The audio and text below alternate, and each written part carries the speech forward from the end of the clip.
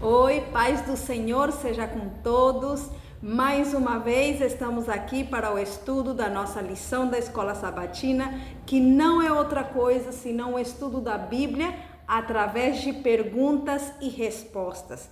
Eu quero lhe pedir um favor, se você gosta deste estudo, se você gosta de aprofundizar no estudo da Palavra de Deus, coloque seu like, se inscreva no canal se você ainda não é inscrito. Isto ajuda para que outras pessoas possam conhecer também a palavra do Senhor, tá bom? E comparta também com outras pessoas que precisam conhecer a verdade da palavra de Deus. Precisamos compartilhar.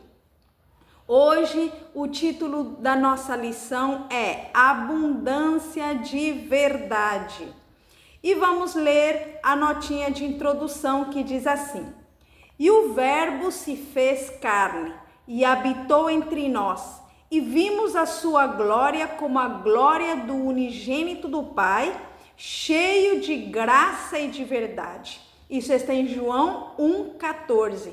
Então, quem é esse verbo que se fez carne e habitou entre nós e que vimos a sua glória como a glória do unigênito do Pai, cheio de graça e de verdade? Quem é? É Jesus Cristo. Vamos continuar lendo a notinha. Desejamos levar o povo a compreender o que Cristo significa e quais as responsabilidades a que são chamados a aceitar em favor dele. Como seus representantes e testemunhas, necessitamos chegar à plena compreensão das salvadoras verdades, através de um conhecimento experimental. Então, não é somente falar de Cristo, não é somente estudar sobre ele, precisamos conhecer as salvadoras verdades e também é preciso ter um conhecimento não somente teórico, mas experimental na nossa vida, vivendo aquilo que nós sabemos. Vamos para a primeira pergunta. Como a compreensão divina deveria afetar nossa vida diária? Como a compreensão divina deveria afetar a nossa vida diária? Vamos ver na palavra do Senhor no livro de Efésios, o capítulo 4, versículo 17 e 18, que diz assim: E digo isto e testifico no Senhor, para que não andeis mais como andam também os outros gentios na vaidade da sua mente, entenebrecidos no entendimento, separados da vida de Deus pela ignorância que há neles, pela dureza do seu coração. Então, como a compreensão divina deveria afetar nossa vida diária? Se no versículo está dizendo que nós não devemos andar mais como os outros gentios que andam na vaidade da sua mente, que estão entenebrecidos, o seu entendimento está entenebrecido e que estão separados da vida de Deus porque eles são ignorantes da vida de Deus e que o seu coração está duro, então somente poderíamos dizer que a compreensão divina ela vai transformar a nossa vida. Quer dizer que não vamos viver mais como vivíamos anteriormente. Agora a nossa vida muda porque agora temos uma compreensão que vem do alto e essa compreensão transforma a nossa vida. Na notinha da pergunta número 1 diz assim: seu tempo, suas faculdades e sua vida eram apreciadas e empregadas em prol da salvação das almas humanas. Ele viera buscar e salvar o que se tinha perdido e não se desviaria de seu propósito. Não permitiria que coisa alguma o distraísse. Cristo só comunicava o conhecimento que podia ser utilizado. Muito interessante. Primeiro, eu gostaria que analisemos, está falando aqui especialmente do Senhor Jesus, que ele utilizava o tempo, as faculdades e a sua vida ele utilizava especialmente em prol da salvação das almas. Esse era o objetivo pelo qual ele veio, e ele não se deixou distrair com nada, porque aqui diz, ele veio para buscar e salvar o que se havia perdido, que éramos nós, que era o ser humano. Então ele não deixou que nada o desviasse desse propósito. Agora eu me pergunto, será que nós como filhos de Deus temos sido colocados aqui neste mundo para fazer outras coisas, ou seja, para não pensarmos também nas almas? Não será que Deus também nos colocou aqui para ter o mesmo propósito de Cristo? O nosso propósito também deve ser, o objetivo também, já que Jesus nos resgatou, o nosso principal objetivo também deve ser ganhar almas para Cristo. Isto não quer dizer que não possamos fazer os nossos deveres diários, porque tudo que o cristão faz, o faz para a honra e glória de Deus. Então, mesmo em casa, com as pessoas que nos relacionamos, o nosso modo de vida, já que aqui está falando que a compreensão divina afeta a nossa vida, quer dizer, transforma a nossa vida, tudo que nós fazemos vai colaborar para a salvação das almas. Essa é a grande lição que nós podemos aprender desta pergunta: utilizar nosso tempo, nossas faculdades, nossa vida inteira também para que outros possam conhecer o amor grande de Jesus Cristo e que nada nos desvie desse propósito. Outra coisa muito importante que eu vejo aqui na notinha diz que Cristo só comunicava o conhecimento que podia ser utilizado. Tem muitas coisas assim na Bíblia que às vezes não fala os detalhes de tudo que aconteceu, conta a história, o mais importante. Aqui diz que Cristo, ele comunicava o conhecimento, somente o conhecimento que poderia ser utilizado, o mais importante. Por isso que a Bíblia, às vezes, em certos temas, ela não mostra muitos detalhes. Mas o mais importante, o que importa para a nossa salvação, está ali nas Sagradas Escrituras, e é a mesma maneira que Jesus utilizava. Ele transmitia o conhecimento que era o mais importante para a salvação do ser humano. É assim também que nós, quando transmitimos o conhecimento da salvação, não fiquemos com discussões de muitas coisas que às vezes não tem nada que ver com a salvação, outros pontos de vista de certas coisas da Bíblia que às vezes não nos ajudam na salvação. Vamos aos pontos mais importantes que vão nos ajudar realmente a salvação das almas. Segunda pergunta: que dupla ação Deus exerce sobre seus filhos, ultrapassando todo entendimento? Filipenses capítulo 4 e o versículo 7 diz: e a paz de Deus, que excede todo entendimento, guardará os vossos corações e os vossos sentimentos em Cristo Jesus. E a paz de Deus, que excede todo o entendimento, guardará os vossos corações e os vossos sentimentos em Cristo Jesus. Na verdade, este versículo repetimos, né, 2 vezes. Vou ler a notinha para que entendamos melhor. Na verdade, não possuímos capacidade para livrar-nos do poder de Satanás. Mas quando desejamos ser libertos do pecado e em nossa grande necessidade, clamamos por um poder fora de nós e a nós superior, as faculdades da alma são revestidas da divina energia do Espírito Santo e obedecem aos ditames da vontade no cumprir o querer de Deus. Então, que dupla ação Deus exerce sobre seus filhos, ultrapassando todo entendimento? O versículo diz que a paz de Deus, que excede todo entendimento, guardará os nossos corações e os nossos sentimentos, coração e sentimento em Cristo Jesus. Com um ensinamento que foi dado no mês da juventude, no mês de setembro, eu entendi que, na verdade, Logicamente, os nossos sentimentos são gerados também aqui pelo nosso cérebro, né? De acordo ao que nós pensamos. E se nós falamos de guardar os nossos corações, é que o Senhor está guardando os nossos pensamentos em Cristo Jesus. Se nós temos a compreensão divina, Ele vai guardar os nossos pensamentos em Cristo Jesus, como também os nossos sentimentos, que também é uma parte do nosso cérebro que gera os sentimentos, segundo o que nós aprendimos, né?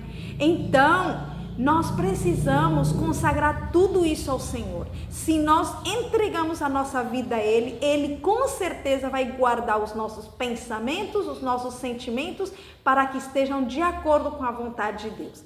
Agora, tem algo muito importante que dizia a notinha: nós não temos nenhum poder para nos livrar do inimigo. Não temos a capacidade para nos livrar do poder de Satanás. É aí que nós precisamos, como diz aqui, quando nós desejamos ser libertos do poder de Satanás, quando nos sentimos acorrentados pelo poder de Satanás e em nossa grande necessidade, clamamos por um poder que está fora de nós, o poder que vem de Deus, né? Então, aí as faculdades da alma diz que são revestidas da divina energia do Espírito Santo e aí conseguem obedecer aos ditames da vontade no cumprir o querer de Deus. Assim que, querido irmão, querida irmã, querido amigo, não estamos sós. Não temos capacidade para nos livrar do poder de Satanás, mas sim, se clamamos de todo o coração a Deus, há um poder que está disposto a nos ajudar, que é o poder de Deus, e Ele nos dará o seu Santo Espírito para poder fazer a vontade de Deus. Terceira pergunta: em quem apenas se encontra a compreensão completa? Nós sabemos que o título da nossa lição fala da abundância de verdade. E nós vimos lá na introdução que dizia em João 1,14, falando de Jesus Cristo, que o Verbo se fez carne, habitou entre nós e que a sua glória nós a vimos como a do unigênito do Pai, cheio de graça e de verdade. Então Jesus, cheio de graça e de verdade, Ele é a fonte de graça e de verdade. E este versículo de Colossenses 2, 2 e 3 nos confirma isso. Diz: para que seus corações sejam consolados e estejam unidos em amor e enriquecidos da plenitude da inteligência para conhecimento do mistério de Deus e Pai e de Cristo, em quem estão escondidos todos os tesouros da sabedoria e da ciência. Então, em quem apenas se encontra a compreensão completa, unicamente em Cristo Jesus nós podemos receber ou podemos ter essa compreensão completa. A notinha nos diz: Cristo veio para demonstrar o valor dos princípios divinos, revelando o seu poder na regeneração da humanidade. Veio para ensinar como estes princípios devem ser desenvolvidos e aplicados. Então, Cristo não veio para rebaixar os princípios divinos. Nós escutamos evangelho em muitos lugares caramelizado, fazendo as pessoas verem que Jesus veio somente para nos perdoar e que você pode fazer o que você quiser, você pode viver a vida que você quiser e que Jesus continua te amando. É lógico que Jesus ama o pecador, mas Ele odeia o pecado. Por isso que Ele veio para demonstrar o valor dos princípios divinos, revelando o seu poder em quê? Na regeneração da humanidade. Como é que eu poderia dizer que Jesus tem poder se a minha vida não muda? Se não existe nenhuma mudança na minha vida, então cadê o poder de Cristo? É por isso que Jesus revela o seu poder quando Ele regenera a nossa vida. Quarta pergunta: que importante conselho o apóstolo Pedro dá nas Escrituras? Qual é esse importante conselho? 1 de Pedro, capítulo 1, versículo 13, nos diz: Portanto, cingindo os lombos do vosso entendimento, sede sóbrios e esperai inteiramente na graça que se vos oferece na revelação de Jesus Cristo. Então, o conselho do apóstolo Pedro para nós é que nós devemos cingir os lombos do nosso entendimento, ser sóbrios e esperar inteiramente na graça que se nos oferece na revelação de Jesus Cristo. O que é sóbrio? Uma pessoa sóbria é uma pessoa que não está bêbada. Quando a gente vê um bêbado, a gente sabe que ele não está sóbrio, quer dizer que ele não está com a capacidade de razoar, de pensar. Mas nós agora, muitas vezes, não estamos sóbrios, não porque estejamos bêbados, mas sim, poderíamos dizer que os prazeres do mundo, os ensinamentos do mundo, as coisas que contradizem a palavra de Deus, nos deixam tontos, nos deixam como bêbados. E muitas vezes não conseguimos compreender a palavra de Deus. Por isso o apóstolo Pedro nos diz: sede sóbrios e esperai inteiramente na graça que se vos oferece na revelação de Jesus Cristo. Não nos deixemos distrair com as coisas do mundo. Jesus não se deixou distrair, ele era sóbrio e nós também devemos ser. Vamos ler a nossa notinha da pergunta 4. Aquele que com espírito sincero e dócil estuda a palavra de Deus, procurando compreender as suas verdades, será levado em contato com o seu autor e, a menos que não o queira, não haverá limites às possibilidades para o seu desenvolvimento. Que maravilha, né? Se nós com espírito sincero e dócil estudamos a palavra de Deus, procurando compreender as suas verdades, o Senhor nos dará um conhecimento e não haverá limites para o nosso desenvolvimento. Quinta pergunta: qual foi o propósito de escrever aos crentes? Qual foi o propósito de escrever aos crentes? Vamos ler este versículo no livro de 2 de Pedro, capítulo 3, o versículo 1, que nos diz: amados, esta é agora a segunda epístola que vos escrevo.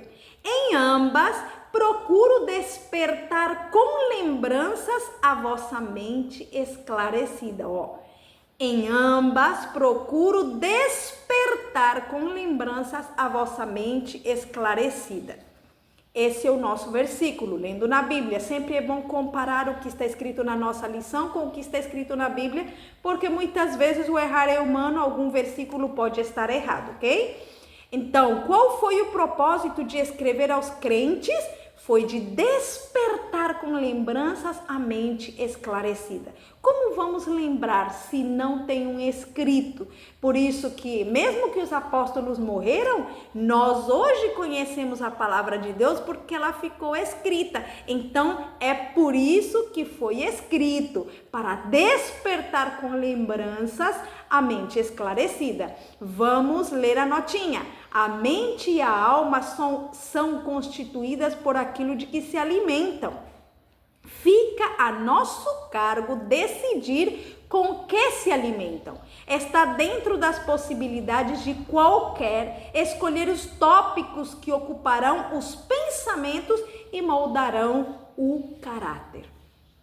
Para refletir, quanto tempo eu dedico ao estudo da palavra de Deus, as coisas de Deus, e quanto tempo eu fico nas redes sociais? Será que as novelas ou histórias, outras coisas nas redes sociais eu passo mais tempo? O que está ocupando a minha mente? O que está ocupando os meus pensamentos? O que eu vejo, o que eu leio, isso é um alimento para a minha mente, para a minha alma. Por isso está dizendo, a mente e a alma são constituídas por aquilo de que se alimentam.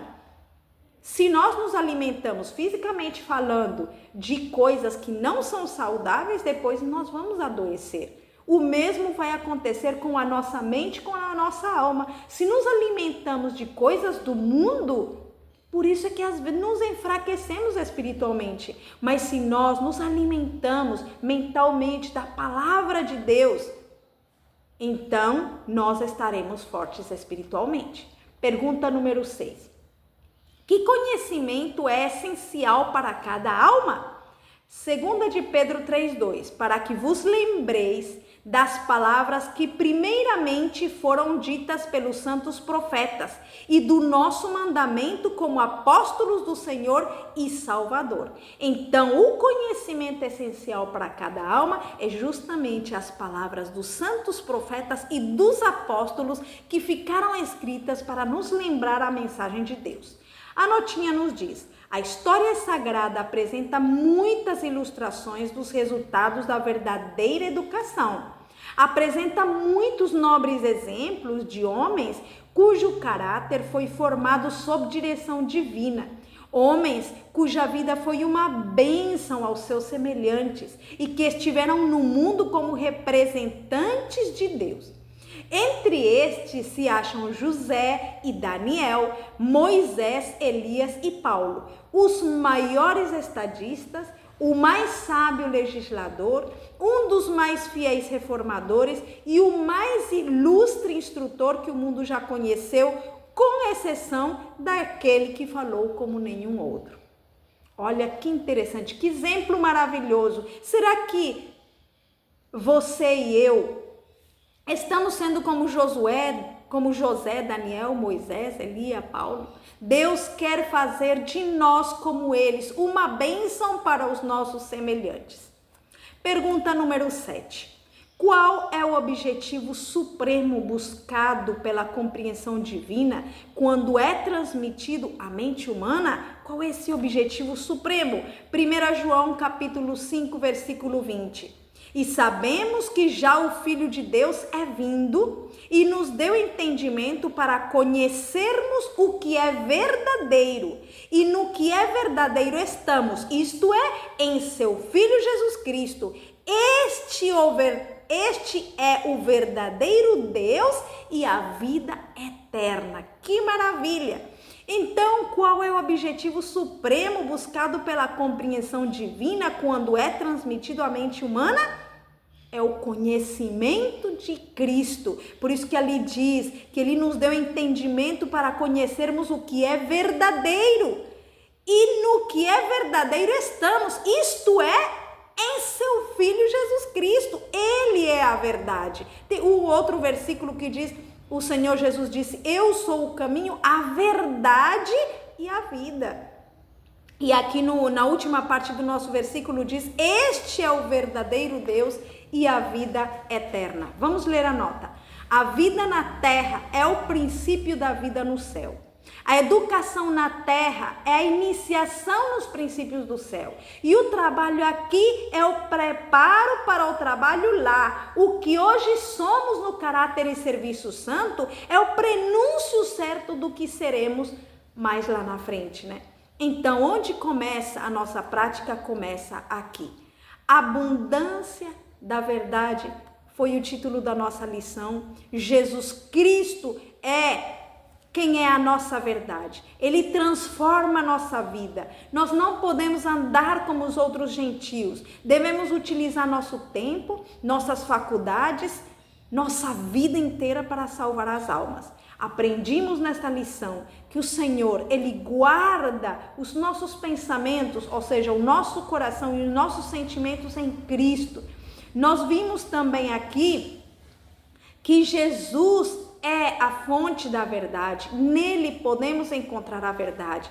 Também nós vimos que devemos ser sóbrios e esperar inteiramente na graça do nosso Senhor Jesus Cristo. Outra coisa que nós vimos é que as Escrituras são para despertar a mente esclarecida. É para isso que são as Escrituras.